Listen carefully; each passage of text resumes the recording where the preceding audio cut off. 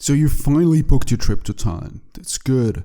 That's generally one of the best decisions you can make as a single man.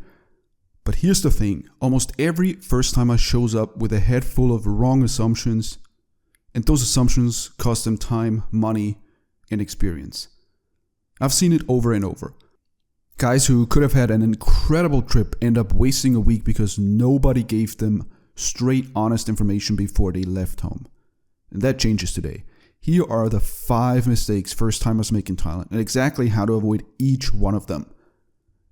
Number 1, staying in the wrong area. This is the number 1 trip killer. Most guys don't even realize it until it's too late. You book a hotel that looks decent on photos. It's got good reviews, so it's on TripAdvisor, Agoda, and it's priced reasonably. The problem? Well, it's in the middle of nowhere. You're 40 minutes by taxi from anything interesting. You're spending a fortune on Grab rides every night. And you're eating pad thai from a tourist trap restaurant on your corner because you have no idea where else to go. Location is everything in Bangkok. Where you stay determines your entire trip. For nightlife, you want to be close to Sukhumvit, specifically the Nana or Asok area. Everything is walkable. You can stumble home at 3 a.m. without relying on a taxi. That matters more than you think after a long night. For a more relaxed, daytime-oriented trip, Silom or Sathon work well. But if you're here for the full nightlife experience, I would say Sukhumvit is where you want to be. Here's the fix. Book accommodation in the right area first, then filter by price and ratings, not the other way around. Many of my videos have to be censored one way or another. That's to play by YouTube's rules. The uncensored videos and more bonus videos I regularly send out via email. It's entirely free. You simply enter your email and get bonus videos, updates, and more. So feel free to pause the video now.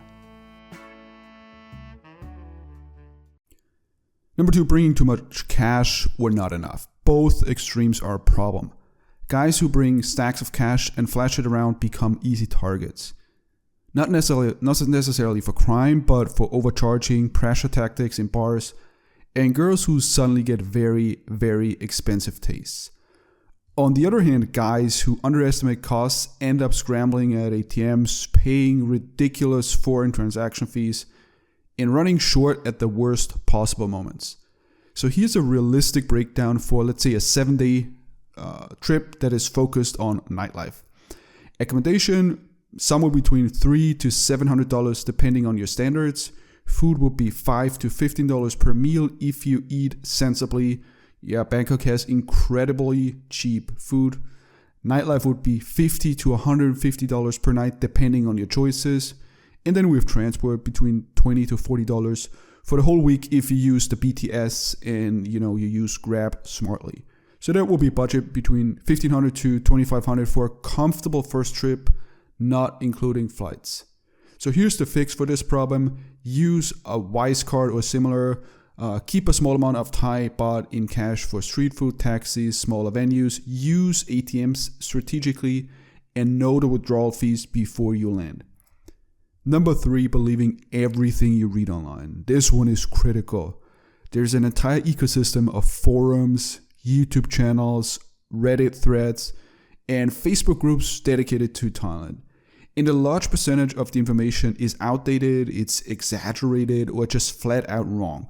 Someone posts about a bar that closed 2 years ago. Someone gives advice based on their first trip in 2018. Someone with zero experience parrots information they read from someone else who also had zero experience. And then there's the doom and gloom crowd. Every year these guys insist that Thailand is finished, that it's not worth it anymore, every single year. And yet, here we are, and Thailand is still, I would consider it to be the top destination for single men worldwide. It's really funny how that works, huh? The nightlife scene, of course, evolves, prices change, venues open and close. What was relevant 2 years ago might be completely useless today. So here's the fix for this. Prioritize recent information. Look for content from the last 6 to 12 months, and most importantly, trust your own first-hand experience over everything you read online. That's the fix. Number 4, going out too early.